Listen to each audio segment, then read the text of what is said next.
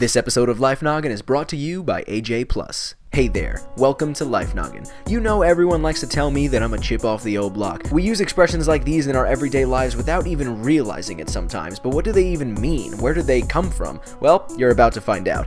I bet you didn't know that a bird in the hand is worth two in the bush. Crazy, right? But really though, what the heck does that even mean? This expression actually goes back to medieval falconry, where a bird, a falcon, in the hand, being held by a person, was considered valuable as heck and worth more than two in the bush. Today, when people are using this expression, they're saying that it's better to have a small but real advantage than a slight possibility of a greater one. There might be two falcons in that bush, but there is one awesome one on my hand right now. The other day, somebody told me they heard my deepest, darkest secret through the grapevine. Well, I never did that one thing in Vegas, and you definitely can't prove it.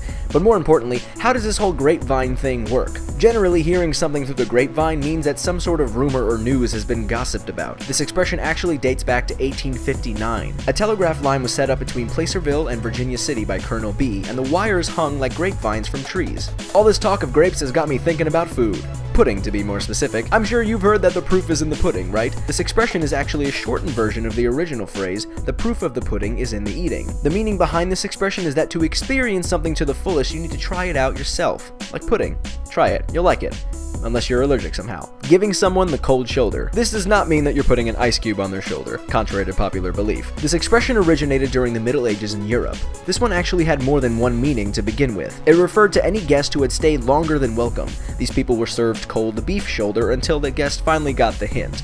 The second use of this phrase referred to leftover mutton which was saved only to give to the poor as to discourage them from begging. Either way, that's awful. Don't give someone the cold shoulder. Speaking of animal products, have you ever heard of quitting something cold turkey? Meaning all at once? This term is in reference to the physical state that addicts fall into when withdrawing from a drug addiction. Their skin turns white and bumpy, similar to that of an uncooked turkey. Going Dutch. This is a nice way to evenly split the cost of something as a group or when you're on a date. In the 17th century, the British hated the Dutch as their commercial rivals. They would constantly fight over trade routes and political boundaries. Anyone who went Dutch would be considered a cheapskate.